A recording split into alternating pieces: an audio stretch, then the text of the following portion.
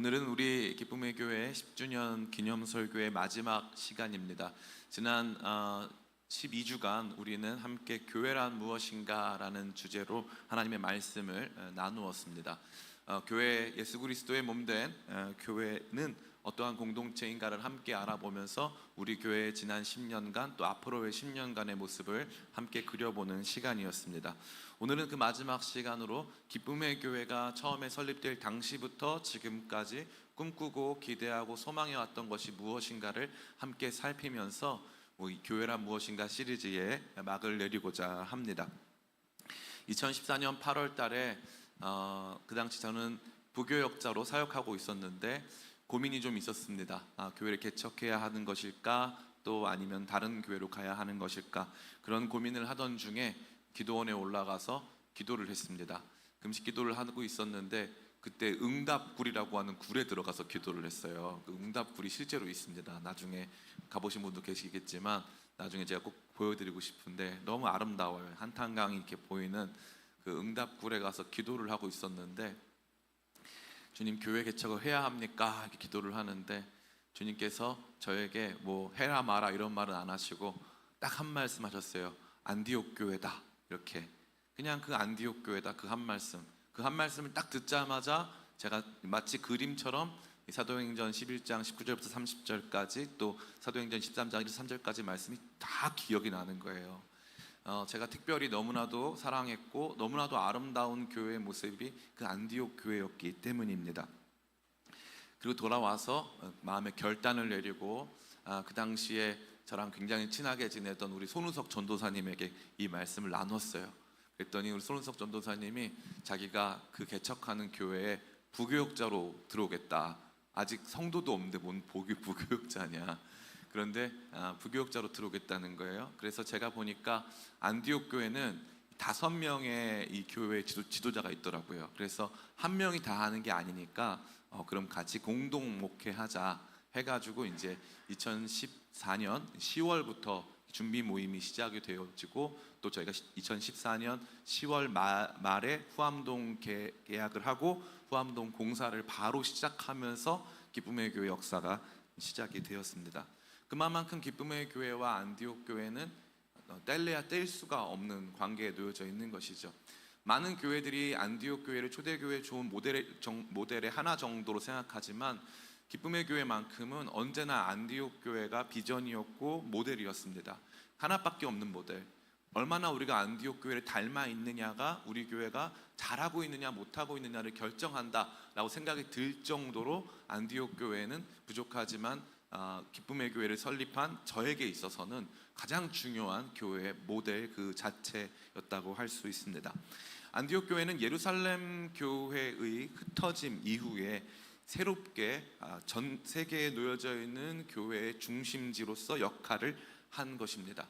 그러니까 예루살렘 시대가 있었고 안디옥 시대가 있었다는 것이죠. 양립하는 두 개의 다른 교회가 존재하는 것이 아니라 이 초대교회 당시에 어떤 시대 구분을 만들어내는, 패러다임의 전환을 만들어내는 것이 안디옥 교회였다라는 것을 저와 여러분들이 알 필요가 있습니다. 오늘 본문 말씀, 우리 19절 말씀이죠. 같이 한번 읽어보겠습니다. 시작. 그때 스데반의 일로 일어난 환란으로 말미암아 흩어진 자들이 베니게와 구브로와 안디옥까지 이르러 유대인에게만 말씀을 전하는데, 여기 말씀 우리가 나눈 바와 같이 흩어진 유대인들이 안디옥이라고 하는 이 지역까지 이르러서 여기에서 유대인을 중심으로 말씀을 전하고 있었다라고 가르치는 것입니다. 스데반의 일로 말미암는 예루살렘의 대핍박, 그것으로 말미암아 교회는 흩어지게 되었다는 것이죠. 예루살렘 시대는 이와 같은 핍박으로 말미암는 흩어짐으로 결론 지어지게 된 것입니다. 그 이후에 교회의 중심, 복음의 중심지가 되었던 안디옥 교회에서는 예루살렘 교회가 가지고 있었던 유대인 중심성을 완전히 타파하고, 또 그 안에서 자리 잡고 있었던 성전 중심성마저도 완전히 탈피한 채 그야말로 범세계적 종교로 나아가는 교두보를 마련하게 된 것입니다. 이와 같은 안디옥 교회가 어떠한 교회인지를 생각해보고 오늘날 우리가 기쁨의 교회가 이 안디옥 교회와 정황상 또 우리가 가지고 있는 행동과 또 구성원의 모습 안에서 얼마나 닮아 있는지를 확인하는 것은 기쁨의 교회가 지난 10년간 어떤 노력을 해왔고 앞으로 어떤 교회가 되어야 할지에 대한 분명한 비전을 제시한다고 저는 감히 생각합니다. 그래서 오늘 잠시 이 말씀을 나누면서 저와 여러분들이 우리 교회가 얼마나 안디옥 교회와 닮았을까, 안디옥 교회의 비전이 정말 나의 비전인가를 함께 확인하는 그런 시간 되기를 간절히 원합니다. 안디옥 교회에는 6가지 특징이 있었습니다. 첫 번째죠. 한번 화면이 준비되어 있는데 같이 한번 읽어볼까요? 시작. 평신도 중심의 자발적 공동체. 안디옥 교회의 중요한 특징은 사도들에 의해 세워지지 않았다는 것입니다. 예루살렘 교회는요, 예수님과 함께 동역하고 예수 그리스도의 십자가와 부활의 증인되었던 예수님의 직접적인 아이위트니스, 예수님의 직접적인 증인이었던 사도들과 수많은 사람들이 존재하고 있었습니다. 근데 안디옥 교회에는 그러한 사도들이 처음부터 등장하고 있지 않습니다. 우리 같이 한번 말씀을 읽어볼까요? 19절입니다. 19절 다시 한번 읽겠습니다. 시작. 그때 스데반의 일로 말미암아 베니게와 구브로와 20절 그 중에 구브로와 구레네 몇 사람이 안디옥에 이르러 헬라인에게도 말하여 주 예수를 전파하니. 아멘. 여기 보면 20절에 구브로와 구레네 몇 사람이라고 등장하는 이 사람들이 안디옥에서 유대인이 아닌 헬라인에게 처음으로 말씀을 전했다는 거예요. 예루살렘은 그 전에 누구 중심이었습니까? 유대인 성도 중심이었어요. 또 사도 중심이었습니다. 예루살렘이라고 하는 상징적인, 어떻게 보면은 신앙의 수도라고 할 수 있는 상징적인 그 도시와 성전 중심이었다는 거죠. 근데 안디옥에 이르면서부터 시작해 보니까 구브로와 구레네 몇 사람이라고 하는 사람들이 안디옥 교회의 개척 멤버였다는 사실을 보여주고 있습니다. 보면은 이 사도행전을 누가 썼을까요? 우리 대환 형제, 사도행전을 누가 썼을까요? 그렇죠, 맞습니다. 누가가 썼습니다. 박수 한번 쳐주세요. 네. 박수가 작은 걸로 봐서 이렇게 당연히 알아야 될 걸 뭐 이런 생각을 하시는 것 같은데, 사도행전은 누가가 썼습니다. 그럼 누가는 어느 교회 출신일까요? 누가는 안디옥 교회 출신이라는 것이 학자들의 공통적인 의견입니다. 그럼 누가가 안디옥 교회 다니고 있을 당시에 누가는 안디옥 교회 개척 멤버들의 이름을 알았을까요? 몰랐을까요? 알았습니다. 왜냐하면 13장에 보면요, 13장 1절에 보니까 거기 구레네 사람도 등장하죠. 13장 1절 여기 보니까 구레네 사람 루기오가 등장하고 있습니다. 구레네 사람 루기오. 그러니까 아까 구브로와 구레네 몇 사람이 안디옥 교회 세웠다, 그 중에 구레네 사람 루기오도 있었다라고 말하고 있는 거죠. 그럼 안디옥 교회 개척 멤버 이름을 일부러 말하지 않은 걸까요? 아니면 까먹은 걸까요? 일부러 말하지 않은 겁니다. 안디옥 교회 개척 누가 했다? 어떤 목사님이 했다? 안디옥 교회에 아주 중요한 성도님이 있었는데 김준호 집사님이 했다. 뭐 안디옥 교회에 누가 교회 개척했다. 그렇게 안 썼다는 거죠. 뭘 보여주고 싶었을까요? 안디옥 교회는 이름 모를 성도들에 의해서 세워진 교회다라는 사실을 강조하여 보여주고 싶은 것이죠. 이와 같이 안디옥 교회의 출발점은 평신도들에 의해서 자발적으로 형성된 공동체라는 특징이 있습니다. 저는 기쁨의 교회가 10년 뒤에도 이러한 정신을 가지길 간절히 바라요. 그래서 우리 교회 성도들이 교회를 개척하기를 축복합니다. 아멘. 2000년이 지난 오늘도 평신도들이 자발적으로 교회를 개척한다는 것에 대해서는 사람들이 굉장히 낯설게 여겨요.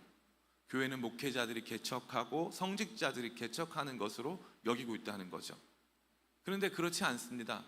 교회는 원래부터, 안디옥 교회는 평신도들이 개척했어요. 평신도들이 복음에 완전히 사로잡히고 하나님의 영광스러운 뜻에 완전히 사로잡혀 있는 평신도들이 교회를 개척했다는 것입니다.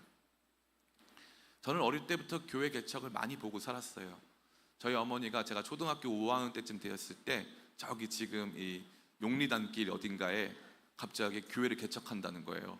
그 당시에 저희 어머니는 권사님이었어요. 권사님이 어떻게 교회를 개척합니까? 권사님이 마음이 뜨거워져 가지고 어떤 목사님을 데리고 왔어요. 의사 선생님 하시던 분이 이제 은혜 받아가지고 목사님 됐는데, 그 목사님 데리고 와서 목사님 우리 교회 개척하시죠.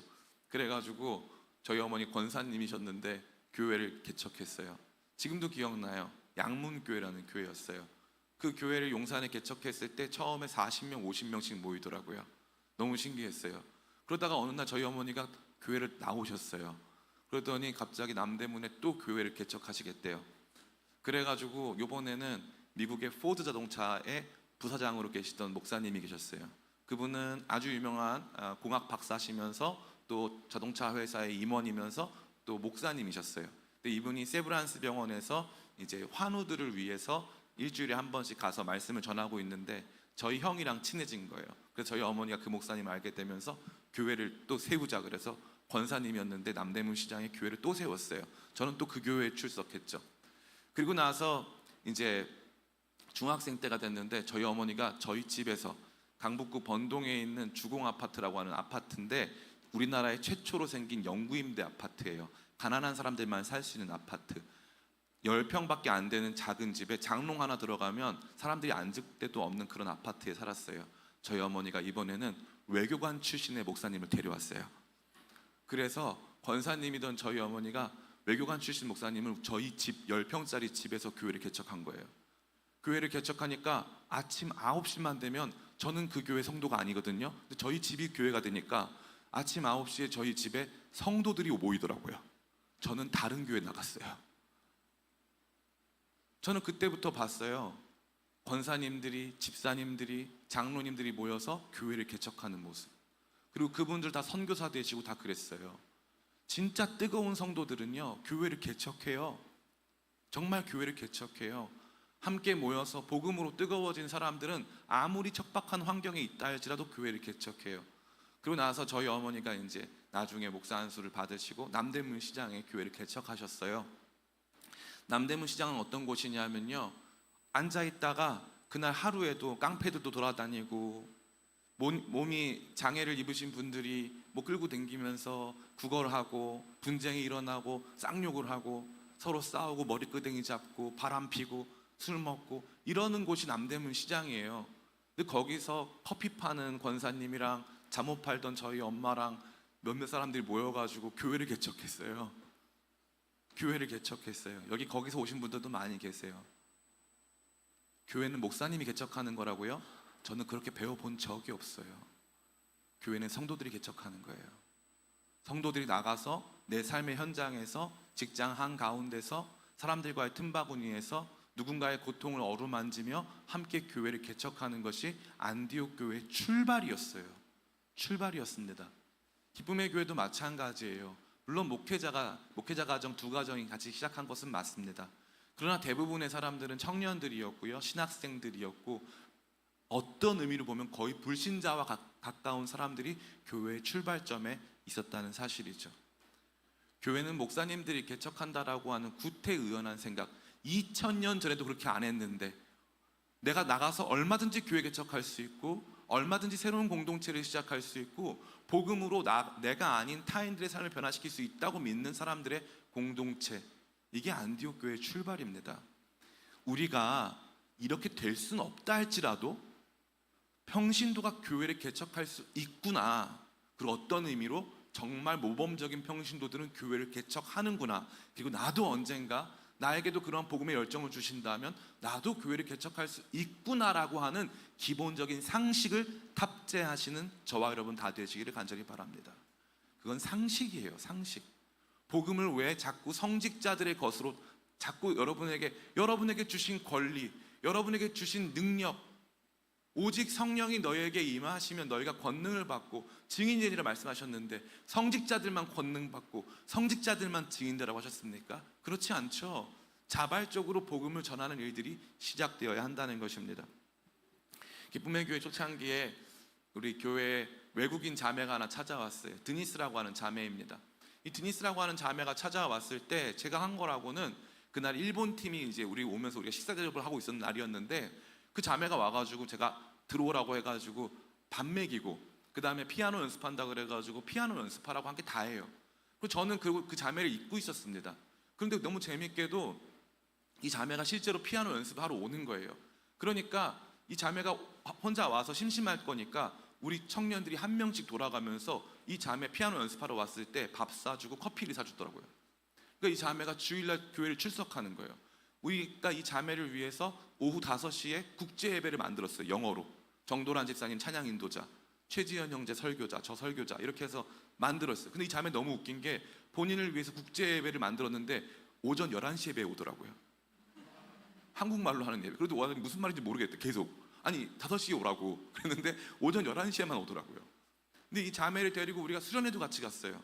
나중에 어떻게 됐죠? 이 자매가 국제 예배팀이 같이 기도해 주는 가운데 예수님 영접하고 세례받고 갔어요. 제가 우리 형제 자매들한테 니네 드니스 좀 신경 써라 말한 적 있을까요? 한 번도 없어요. 단 한 번. 전 몰랐어요. 실제로 몰랐어요. 사람들이 와가지고 그 자매를 신경 써 준 거예요. 자발적으로 자기 돈 써가면서. 오늘날 우리 한국교회가 과연 발전하고 있을까요? 한국교회의 발전의 핵심은 뭔지 아세요?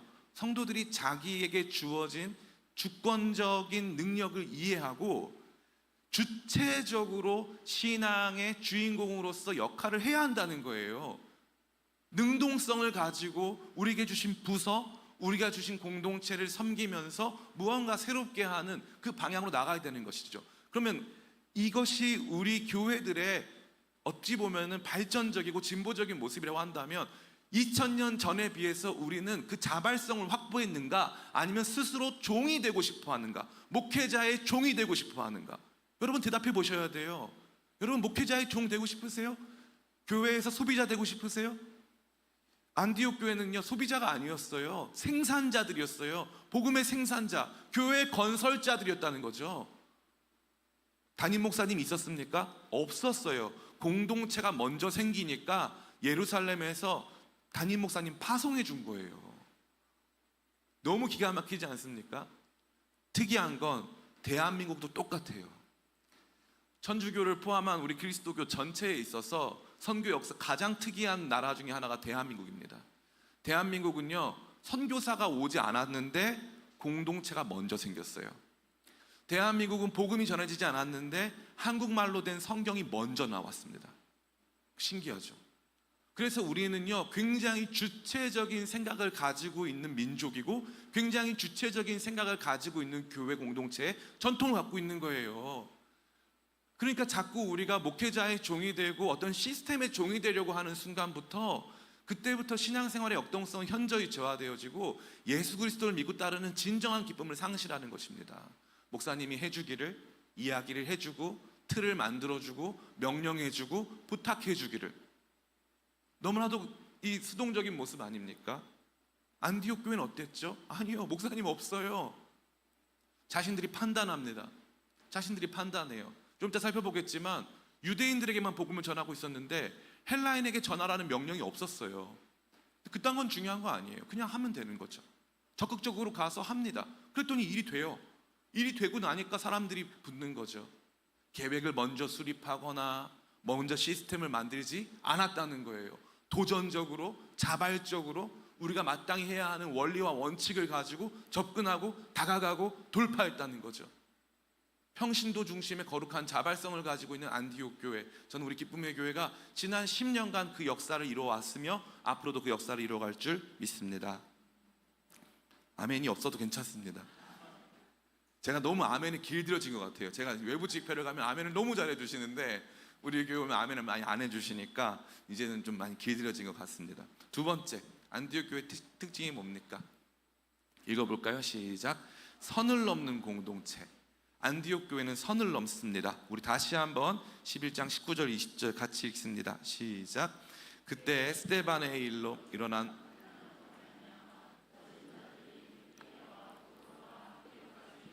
유대인에게만 말씀을 전하는데 그 중에 구브로와 구레네 몇 사람이 안디옥에 이르러 헬라인에게도 말하여 주 예수를 전파하니. 이 당시 사람들은요 어떠한 이 암묵적인 룰이 있었냐면은 복음은 유대인에게 전해야 한다. 유대인들은 구약 성경을 이해하니까 구약 성경을 이해할 수 있는 유대인 중심으로 말씀을 전해야 한다라는 사고방식을 갖고 있었어요. 근데 안디옥 교회를 개척한 구브로와 구레네 몇 사람들은 그러한 사고방식은 존재하지 않았어요. 그들은 도전하기 시작했어요. 그들은 넘어서기 시작했습니다. 선을 넘은 거예요. 어떤 선입니까? 고정관념을 뛰어넘는 겁니다.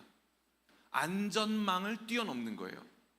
가만히 보면요, 이들이 헬라인들에게 복음을 전하기 위해 다른 지역으로 갔습니까? 가지 않았습니까? 가지 않았습니다. 헬라인에게 복음을 전하기 위해 다른 지역으로 가는 것, 우리가 선교를 다른 지역으로 이동하는 물리적 이동에 관심을 두고 있는데 그렇지 않다는 거죠. 선을 넘었다는 건 뭐냐 하면, 안디옥이라고 하는 지역에 가보니까 국제도시가 돼가지고 유대인들만 존재하는 것이 아니라 유대인들이 오히려 소수입니다. 유대인들은 소수고 더 많은 사람들이 있는데 바로 헬라인들이었어요. 헬라인들. 그래서 복음은 이때부터 옷을 갈아입습니다. 유대인의 옷이 아닌 헬라인의 옷을 입기 시작하는 거죠. 선을 넘은 겁니다. 고정관념을 넘어선 거예요. 원리와 원칙이 통한다면 모든 것이 가능하다라고 믿고 선을 넘는 것입니다. 벽을 부순 것이죠. 뛰어넘는 것입니다. 고정관념을 타파하는 것이죠. 이것이 안디옥 교회가 보여준 모습입니다. 예루살렘 교회만 하더라도요, 헬라파, 히브리파 문제가 계속 존재하고 있었어요. 근데 너무 놀라운 건 안디옥 교회는 그런 문제가 없습니다. 존재하지 않아요. 왠지 아세요? 아예 처음부터 헬라파 중심, 다시 말해 다수 회중 중심, 그 사회를 구성하고 있는 이 복음을 들어야 할 사람들 중심으로 그들의 패러다임을 완전히 전환했기 때문이에요. 생각을 바꾼 것이죠. 이것이 굉장히 중요한 것입니다. 선을 넘는다는 거죠. 이 안디옥 교회가 선을 넘는다는 거, 25절 말씀, 굉장히 재미있는 말씀이 또 있어요. 25절부터 26절 같이 읽습니다. 시작. 바나바가 사울을 찾으러 다소에 가서 만남에 안디옥에 데리고 와서 둘이 교회에 1년간 모여 있어 큰 무리를 가르쳤고 제자들이 안디옥에서 비로소 그리스도인이라 일컬음을 받게 되었더라. 아멘. 이 사울은 사도 바울을 의미하는데요, 사도 바울은 원래 교회의 핍박자였습니다. 교회의 핍박자였기 때문에 그가 회심을 했음에도 불구하고 당시 교회의 주류였던 사도들은 사도 바울에 대하여서 조심스러운 입장을 가지고 있었어요. 사도 바울이 완전히 회심하여 우리와 같은 믿음을 소유하지 않았을 수 있다고 본 거죠. 그러나 바나바의 생각은 달랐습니다. 선을 넘는 교회에 선을 넘는 목회자가 있던 것이죠. 바나바의 생각은 달랐어요. 사도 바울의 이야기를 들어볼 필요가 있다. 그의 신학이 우리랑 조금은 다를 수 있지만 그럼에도 불구하고 그의 신학에 대한 검증과 그가 가지고 있는 복음에 대한 내용을 좀 더 깊이 있게 생각해 볼 여지가 있다고 생각하고 바나바는 사도 바울의 이야기를 끝까지 들어줬습니다. 그리고 바나바가 사도 바울을 데리고 사도들과 교제시켜줬어요. 그런데 사도들은 그 교제를 끝까지 이어가지 않았습니다. 여전히 그들은요, 이 선을 넘을 수가 없던 거예요. 완전히 이방인들까지 포용하는 이 복음의 어찌 보면 보편성을 말하고 있는 사도 바울에 대하여서 사도들은 불편한 마음이 있던 거예요. 그리고 나서 시간이 오래 지났습니다. 사도 바울은 다소라고 하는 자기 고향 중심에서 거기에서 작은 사역들을 이어가고 있었어요. 그때 바나바가 다소까지 찾아갑니다. 지금처럼 무슨 핸드폰이 있던 시대도 아니죠. 그러한 대략적으로 안디옥에서 다소까지 굉장히 먼 거리가 있는데, 몇백 킬로 거리가 있는데 거기를 찾아가서 바울을 만나서 데리고 옵니다. 선을 넘은 거죠. 당시 교회에서 인정해주지 않던 사람들, 그 사람까지 선을 넘고 가서 데리고 옵니다. 그래서 복음의 일들을 만들어 가는 것이죠. 이 사도 바울이 나중에 성경에 굉장히 많은 부분을 집필하게 되어지는 성경의 저자가 될 것이라고는 그 당시 사람들은 상상도 못했어요. 자꾸 선을 넘는 거예요. 어떤 틀, 울타리, 우리라고 하는 공동체, 우리가 규정한 우리 자신을 계속적으로 뛰어넘는 것이 필요하다는 것입니다. 이것이 안디옥 교회가 보여준 모습이에요. 나중에 안디옥 교회가 무슨 선도 넘습니까? 담임 목사 선교사 파송하고요. 그래서 선교지에 있는 많은 교회들이 안디옥 교회를 어머니 교회처럼 여깁니다. 선을 넘는 거예요. 우리라고 하는 틀을 넘는 겁니다. 제가 감히 말씀드릴 건데, 여러분이 신앙생활하면서 나, 우리 가족, 우리 교회만 가지고 있다면 절대 여러분의 신앙생활은 복음적이라고 할 수 없는 것입니다. 복음은 분명히 말하고 있습니다. 성령이 너희에게 임하시면 너희가 권능을 받고 예루살렘과 온 유대와 사마리아와 땅끝까지 이르러 내 증인이 되리라 말씀하셨어요. 그런데 그 뛰어넘는 것, 예루살렘, 주님 저 예루살렘 출신이어서 괜찮아요. 온 유대, 유대까지는 괜찮습니다. 사마리아, 사마리아는 지금으로 치면 북한이에요. 북한. 북한을 저보고 가라고요? 땅끝 제가 알지 못하는 그곳까지 가라고요? 네, 거기까지 가라는 게 아니라 가게 된다는 거예요. 원하건 원치 않건 가게 된다는 거예요. 일상에 치여 또 우리 가운데 근시안적인 신앙과 근시안적인 가치관에 사로잡혀 대한민국, 서울, 혹은 수도권, 내가 살아가는 삶, 이것이 전부라고 믿고 있는 수많은 성도들이 있습니다. 그들에게 안디옥 교회는 2000년이 지난 오늘까지 도전하고 있어요. 우리의 믿음은 우리만의 것인가? 아니면 선을 넘고 있는가? 우리의 믿음은 자연스럽게 선을 넘고 다른 곳으로 침투하고 다른 사람들의 삶으로 나아가고 있는가를 묻고 있는 것입니다. 세 번째입니다. 같이 한번 읽어볼까요? 시작. 배워서 삶이 된 그리스도인 공동체. 우리 26절 말씀 같이 읽습니다. 시작. 만남의 안디옥에 데리고 와서 둘이 교회에 1년간 모여 있어 큰 무리를 가르쳤고 제자들이 안디옥에서 비로소 그리스도인이라 일컬음을 받게 되었더라. 아멘. 우리가 알고 있는 크리스찬이라고 하는 이 표현은 안디옥 교회에서 처음 생긴 거예요. 당시 로마 제국의 3대 도시 중에 하나였던 이 안디옥은요, 무역의 중심지였습니다. 많은 사람들이 모여 살고 있는 곳이었고 많은 사람들의 이동이 있던 지역입니다. 그러한 가운데 각 공동체마다 특징이 있었고 그 공동체의 특징이 그러한 다양성 안에서 더 분명히 드러나게 된 것이죠. 특별히 사도 바울의 가르침을 통하여서 안디옥 교회의 성도들은 그리스도인이라고 하는 타이틀을 얻었습니다. 이것은 그 당시에 그들을 향한 존칭이나 그들을 높여 부르고 그들을 존중해 주는 칭호는 아니었어요. 도리어 이것은 그들을 향한 별칭이었고 그들을 조금 조롱하는 형식의 말투에서 비롯된 명칭이었습니다. 너네 그리스도밖에 모르는 사람, 뭐 하다 보면 다 장사하다가도 말고 그리스도 전하고, 같이 반상회 하다가도 말고 그리스도를 전하고, 삶의 원칙 예수 그리스도께서 나를 위해서 죽으셨기 때문에 나는 당신 용서할 수밖에 없어요 라고 맨날 말하고 있는 그리스도가 입에 붙은 사람들이 너희구나. 한마디로 우리로 치면 예수쟁이란 뜻이에요. 예수쟁이. 어떤 일이 발생했습니까? 배웠어요. 배웠습니다. 배우기 시작하니까 그게 삶이 되기 시작했고 삶의 모든 정황에서 자기도 모르게 예수님 이야기가 터져 나오기 시작한 거예요. 배우기 시작하니까 실천했고 실천했더니 삶이 된 거죠. 제가 손들어 보라고 하면 여러분 아마 많은 분들이 부담스러우실 텐데, 아마 직장에서 같이 일하는 동료들에게 여러분 자신이 예수 믿는 사람이라고 하면 놀라는 사람도 아마 있을 거예요. 그러셨어요? 교회 다녔다고요? 이런 사람들도 계실 거예요. 저 예수님밖에 몰라요. 예수님이 제일 중요해요. 예수님이 이렇게 하라고 하셨어요. 예수님이 저렇게 하라고 하셨어요 라고 우리 삶에 저 사람 예수쟁이다 라고 하는 그러한 칭호가 붙은 사람이 몇 명이나 있을까요? 제가 몇 주 전에도 여러분에게 이러한 예화를 드린 적이 있는데, 제가 아는 한 장로님이 평생 한 교회를 섬기셨고 75세 되신 장로님이 계신데 저한테 어느 교회를 아냐고 물어보시더라고요. 그래서 저 그 교회 안다 그랬더니 자기가 그 교회 사람들을 만나보니까 그 교회는 집사 평신도 할 것 없이 자기는 그 사람들에 비하면 불신자라는 거예요. 그 사람들은 진짜 예수쟁이고 자기는 아니라는 거예요. 장로님이 고백하는 거예요. 자기는 그런 사람에 비해서는 아니라는 거죠. 아무것도 아니래요, 자기는. 여러분에게는 어떠한 이름이 붙어 있습니까? 최근에 한국교회와 관련된 여론조사 가운데서 한국교회, 기독교 하면 떠오르는 이 이미지를 그려봐라, 이미지를 그 단어를 써봐라 했더니 가장 크게 나온 게 이기적, 세속적이란 타이틀이었어요.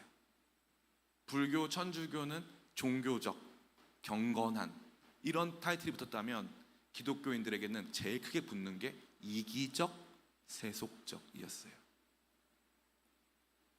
더 이상 우리에게는 예수님의 이름이 중요하지 않습니다. 예수님의 이름을 통해서 우리가 이 땅에서 받는 평안과 안정과 부와 명예와 힘이 중요한 것이지, 이 부와 명예와 힘과 그 무엇을 주시는, 그 무언가를 주시는, 그것을 주시기 위해 십자가에 달리신 우리의 영원한 주인 되시는 예수님의 이름을 자랑하는 것은 언젠가부터 우리 한국교회 성도들에게 있어서는 그리 중요한 문제가 되지 않았다는 거예요. 저는 여러분들에게 감히 말씀드립니다. 안디옥 교회는 배워서 그리스도인 됐어요. 배움을 실천했기 때문에 배운 것을 일상에서, 사업의 현장에서, 가정 가운데 실천했기 때문에 사람들은 그들에게 그리스도인이라는 이름을 붙여준 것이죠. 제가 예전에 이제 신혼집을 구할 때였는데, 신혼집을 구하러 갔어요. 경기도 광주 오포에 있는 이제 빌라를 한 채 살려고 이제 갔습니다. 갔는데 거기 부동산에 가보니까 부동산 사장님이 저한테, 좀 가만히 있었거든요. 제 얼굴에 써있나요? 예수 믿는 사람이라고. 가만히 있었는데 전도사님이세요? 이러더라고요. 제 이름 이요한도 몰라요. 전도사님이세요? 그러더라고요. 그리고 집을 사고 팔고 집주인을 만났는데 집주인도 저 얼굴 보자마자 선교사님이세요? 이러더라고요. 유기성 목사님이 본인이 목회하면서 받은 제일 큰 찬사가 뭐냐 물어봤더니, 뉴욕에 집회를 갔는데 자기가 그냥 지나가는데 자기에 대해서 사람들이 얘기를 하더라는 거예요. 저분은 앞에서 봐도 목사, 뒤에서 봐도 목사, 옆에서 봐도 목사네. 저는 여러분에게 묻고 싶어요. 저 사람은 앞에서 봐도 성도, 뒤에서 봐도 성도, 옆에서 봐도 성도네. 저 사람에는 예수님이 보이네. 예수님이 보이네. 제가 군에 있을 때였는데, 군에서 이제 제가 상병이었고 이제 이등병이 들어왔어요. 들어왔는데 이제 다른 소대여가지고 같이 교회를 가다 만났어요. 근데 이 친구는 이제 물리학을 전공하는 똘똘하게 생긴 친구였어요. 저랑 같이 이제 교회에서 신앙생활하고 부대로 돌아와서 또 부대 생활을 했습니다. 이렇게 몇 달을 같이 교회를 다니는데, 그때 60 트럭이라고 하는 트럭을 타고 교회를 갔거든요. 60 트럭을 타고 이제 교회를 갔다가 오는데 저한테 그러는 거예요. 저는 병장이 됐죠. 이요한 병장님 누구 닮았습니다. 그래서 다 알아. 장동건 닮은 거 알아. 제가 그랬어요. 그랬더니 많이 웃으시네요. 재밌습니다. 제가 했던 예화 중에 제일 웃긴 것 같아요. 장동건 닮았다고 안다고 제가 그랬어요. 그랬더니 아니라는 거예요. 킹받더라고요. 감히 일병 주제에 저를 아니라고 하다니. 그래서 뭐 닮았냐 그랬더니 이 친구가 저한테 가만히 있더니, 이요한 병장님 예수님 닮았습니다 이러더라고요. 생활을 같이 하다 보니까, 같이 신앙생활 하다 보니까, 제가 그때 정말 뜨거울 때였거든요. 그러니까 같이 신앙생활 하다 보니까 이 친구가 느낀 건 뭐냐니까, 나랑 같이 군생활 같이 하는 우리 고참인데 예수님 닮았다는 거예요. 그때 눈물이 너무 많이 나더라고요. 왠 줄 아세요? 저 예수님 안 닮았거든요. 근데 너무 감사한 거예요. 그 짧은 시간 몇 달을 함께 보내는 동안 이 친구가 봐왔던 그 모습은 예수님 닮은 거죠. 20년도 훨씬 지났는데 이 친구는 한국에 올 때마다 저한테 연락을 해요.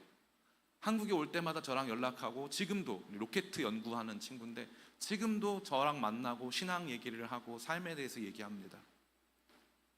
저는 여러분에게 감히 여쭙습니다. 여러분은 예수님 닮으신 분이십니까?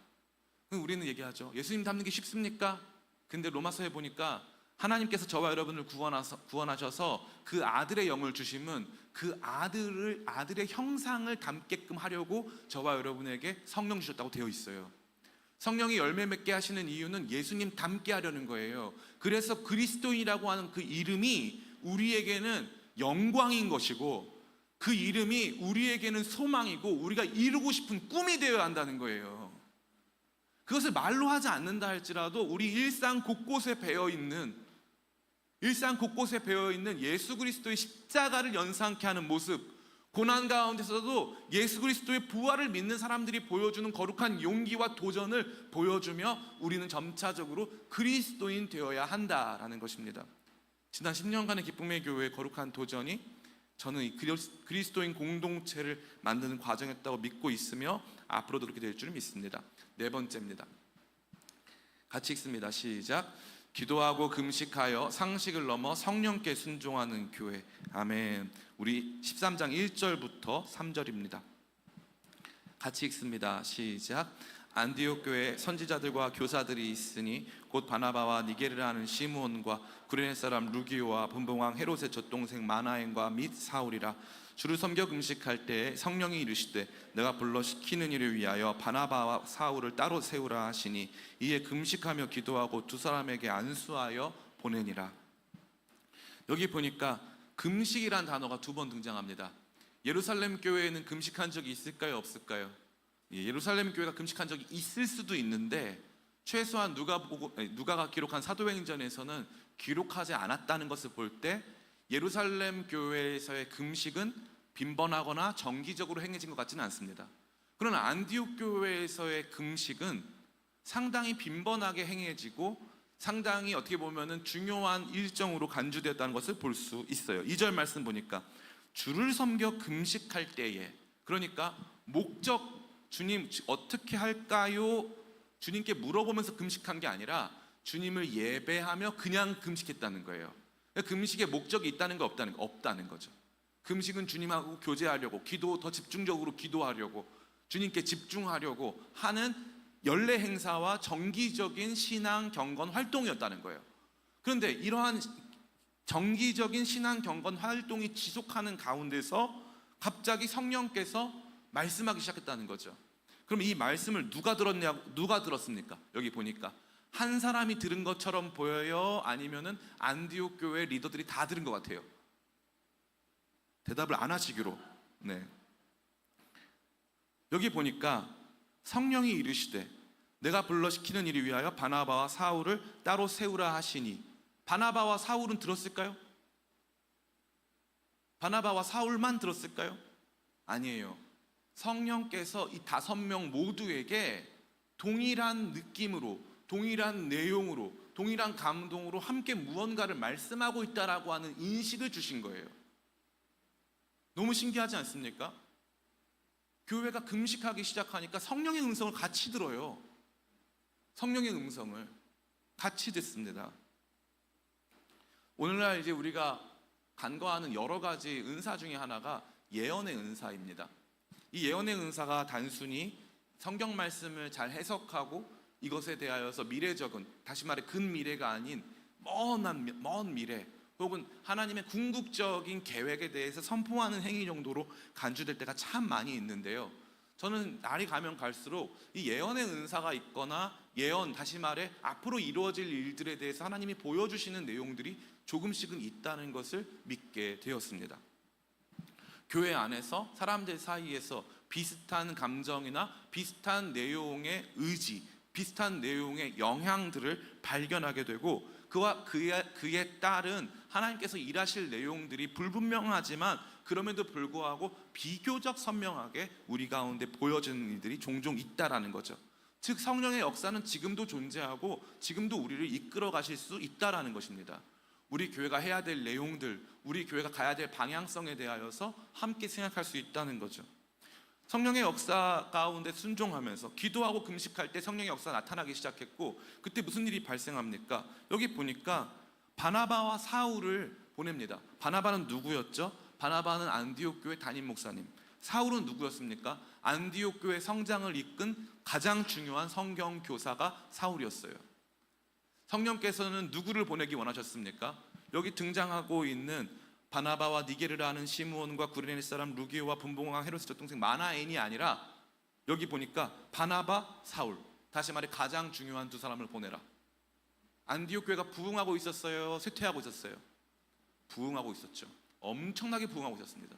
그때 누구를 보내라는 거예요? 담임 목사를 보내라. 그리고 사울을 보내라. 이게 무조건 담임 목사 내보내라는 뜻인가요? 아니죠. 그 뜻은 아니에요. 근데 확실한 것은 뭡니까? 이건 담임 목사 내보내라는 뜻이 아니라 성령의 말씀에 순종할 수 있느냐는 거예요. 성령의 역사 가운데 순종할 수 있느냐, 정말 중요한 거예요. 성령의 역사 가운데 순종해서 상식을 뛰어넘는 거예요. 우리가 규정하고 있는 상식, 교회는 이래야 하고 이런 모습이야 하고, 그 상식과 개똥 철학은 누가 줬습니까? 그것들을 뛰어넘을 수 있는 성령의 역사, 성령의 감동하심, 성령의 이끄심을 경험할 수 있기를 간절히 축복합니다. 저는 우리 교회가 지난 10년간 이러한 일들을 위해서 기도하고 애써 왔다고 생각하고요, 뿐만 아니라 앞으로 10년에도 이러한 일들을 감당해야 될 줄을 믿습니다. 기도하고 금식하며 상식을 넘어 성령께 순종하는 교회 되기를 축복합니다. 5번째입니다. 같이 읽습니다. 시작. 다양한 계층의 사람들이 복음으로 하나 되는 교회. 앞서 읽은 바와 같이 안디옥 교회를 대표하는 5명의 성경 교사들은 안디옥 교회를 구성하는 여러 공동체 구성원들을 대표하는 사람이었습니다. 니게르라는 시므온이라고 하는데, 이 니게르는 검다란 뜻이에요. 검다. 지금도 우리가 함부로 쓸 수 없는, 흑인에게 쓸 수 없는 니그로, 니가라고 하는 이러한 단어의 어원이 니게르입니다. 니게르. 그러니까 이 시므온은 당시에도 피부색이 검은 사람이라는 것을 의미하는 것이죠. 그 당시에도 이 피부색이 검은 사람들이 굉장히 많았고, 뿐만 아니라 이 사람들이 아프리카에서부터 이 안디옥이라고 하는 지역까지 이동해 왔을 때에는 단순한 무역상으로서 이동해 온 곳을 보기보다는 아마도 사회 하층민을 구성하는 노예라던가 아니면 다른 종류의 낮은 차원의 일을 하는 사람들로 볼 수 있다는 것입니다. 구레네 사람 루기오, 또 분봉왕 헤롯의 젖동생 마나엔, 특별히 이 마나엔은 유일하게 히브리식 이름인데, 이 마나엔은 유대인이었던 것을 볼 수 있고, 이 사람은 굉장한 고위층이었다는 것을 볼 수 있습니다. 이 여러 계층의 사람들이 다 같이 모여 있었다는 거죠. 안디옥 교회는 한 계층의 사람, 한 부류의 사람들만 모여 있지 않았다는 것입니다.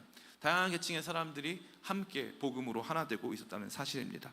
마지막 6번째, 안디옥 교회의 모습 읽어볼까요? 시작. 교회들을 위한 교회. 우리 같이 한번 11장 우리 28절로 30절까지 이 말씀만 읽고 말씀 마치겠습니다. 같이 읽습니다. 시작.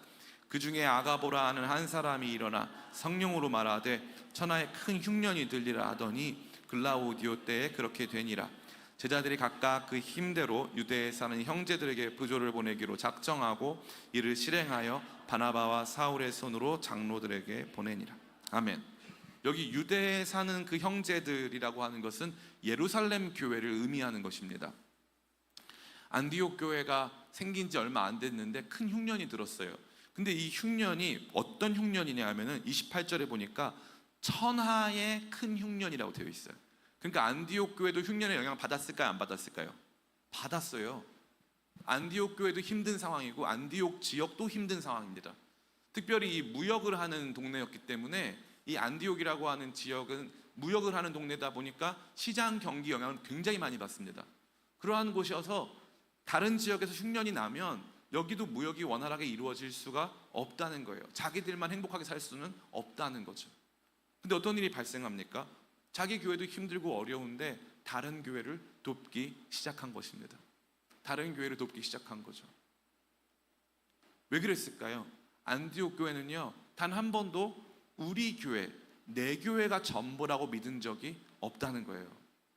안디옥 교회는 우리만 예수 믿는 사람들이라고 믿는 게 아니라는 거죠. 지금 이란 이스라엘 이 전쟁이 일어나고 있습니다. 여러분은 어떤 편이세요?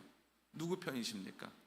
여러분이 개인적으로 이 이란 이스라엘 전쟁에서 어떤 편을 들든지 저는 그것은 크게 중요한 문제로 생각하지 않습니다. 다만 한 가지 중요한 것이 있어요. 그것은 무엇입니까? 이스라엘이라고 하는 나라가 하나님께서 사랑하시는 나라는 맞아요. 그런데 너무 놀랍게 하나님께서 이스라엘을 사랑하시는데 무조건 사랑하시나요? 조건적으로 사랑하시나요? 하나님은 이스라엘을, 여러분 구약성경 잘 읽어보세요. 처음부터 끝까지 조건적으로 사랑하십니다.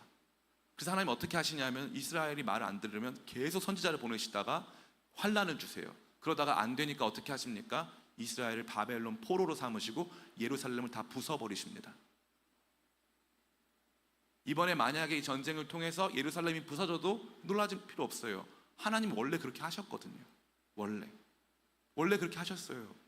그러니까 이스라엘에 대하여서 우리가 편파적으로 무조건 옳다, 하나님께서 이스라엘 무조건 사랑하신다라고 하는 생각은 완전히 잘못된 가르침입니다. 완전히. 두 번째, 여러분이 이스라엘 이란 분쟁에 대해서 알아야 될 두 번째, 그러면 이스라엘의 크리스찬이 많을까요? 이란의 크리스찬이 많을까요? 이스라엘의 크리스찬은 10만 명도 되지 않습니다. 그러나 이란의 크리스찬은 300만 명이나 되고요. 이란은요, 인구학자들이 뭐라고 말하냐 하면 이란은 강력한 무슬림 국가지만, 이슬람 국가지만 30년만 그냥 두면 기독교 국가로 바뀔 것이라고 예언했어요. 이란이요. 이란의 복음화는 빠르게 가속되고 있습니다. 제가 제일 두려워하는 건 뭔지 아세요? 이번 이 전쟁 가운데 크리스찬들이 이스라엘 편을 드는 바람에 이란에 있는 크리스찬 공동체가 이 친이스라엘이라는 오명을 뒤집어쓰고 그들이 받을 핍박과 그들이 경험하게 될 사회적 반발 때문에 전 너무 두려워요. 어디가 더 하나님께서 사랑하시는 나라일까요? 어디에 하나님의 마음이 더 있을까요? 피해 규모로 보나? 거기에 얼마나 많은 크리스찬들이 있나? 얼마나 많은 인구가 존재하나? 얼마나 빠르게 복음화가 진행되고 있는가? 어떠한 교회들이 있는가를 생각해 볼 때 우리의 생각을 다시 한번 가져야 될 필요가 있다는 것입니다. 그 이란 땅에 있는 교회들이 지금 당하게 되는 어려움들을 바라보며 우리는 어떤 마음을 가져야 될까요? 우리는 아무 문제 없으니까? 그렇지 않습니다. 안디옥 교회는요, 본인들도 힘들었지만 유대 땅에 더 큰 재난이 있는 것 같아 보이니까 돈을 모아가지고 사도 바울 통하여서 예루살렘 교회, 자녀 교회가 부모 교회를 섬기고 그들을 도와줬다는 거예요. 그 후부터 안디옥 교회는 모든 교회들의 교회입니다. 모든 교회들의 교회예요. 선교 보고도 안디옥 교회에 이루어지고 모든 것들이 다 안디옥 교회로 나가게 된 것입니다. 사랑하는 성도 여러분, 기쁨의 교회는 교회들을 위한 교회로 세워졌습니다. 우리 교회만 여기 있다고 믿지 않습니다. 우리 교회는 많은 부교역자분들이 지나가셨어요. 영광스럽게 생각하는 건요, 우리 교회에 계시던 부목사님들이 다 너무 좋은 교회에 정말 인정받고 존중받으면서 다 그런 교회에 파송 갔다는 거예요. 이제는 제가 얘기 들어보니까 미국에도 가고 유럽 지역으로도 우리 교회 출신의 부교역자들이 다 나가더라고요. 그래서 그들이 나가서 뭐라고 하는 줄 아세요? 저희 기쁨의 교회에서 나왔다고, 기쁨의 교회 출신이라고 다 그 말을 해요. 사람들이 다 물어본다는 거예요. 제가 사랑하는 우리 김배광 목사가 수영로 교회 갔는데, 수영로 교회 갔더니 거기는 다 초대형 교회 출신들이라는 거예요. 자기만 딱 가가지고 어느 교회에서 사역하다 왔다 그랬더니 저 기쁨의 교회에서 하다 왔다고. 그랬더니 사람들이 모르더래요. 기쁨의 교회가 뭔지. 서울 용산에 있는 뭐 100명 조금 넘는 교회, 그 교회를 사람들이 알 리가 없죠. 너무 자랑스럽대요. 자기는 기쁨의 교회 출신이라는 사실이. 지금 미국으로 또 유럽으로 우리 교회 출신 사역자들이 가고 있습니다. 전 감사한 게 뭐냐 하면은 우리 성도들도 기쁨의 교회 떠나서 기쁨의 교회 아닌 다른 교회 섬기면서도 여러분 자랑스러워 주시고 각 교회마다 중요한 일꾼들이 되실 줄을 저는 믿습니다. 우리 교회에 있다가 피치 못한 사정으로 떠나게 되신 성도님들 계시잖아요. 다른 교회에서도 잘 섬길 줄 믿습니다. 그게 교회의 꿈이에요. 우리 교회만 커지겠다, 우리 교회가 다다, 저는 그렇게 믿지 않습니다. 교회들을 위한 교회로 안디옥 교회를 세우신 것처럼 우리 기쁨의 교회 역시 교회들을 위한 교회로 세우셨는 줄 믿습니다. 앞으로의 10년 저와 여러분들이 이 거룩한 비전 다시 한번 회복하고 우리 교회가 이런 교회구나 라는 복된 자부심 속에서 함께 주의 몸된 교회를 세워나가게 되시기를 예수님의 이름으로 축원합니다.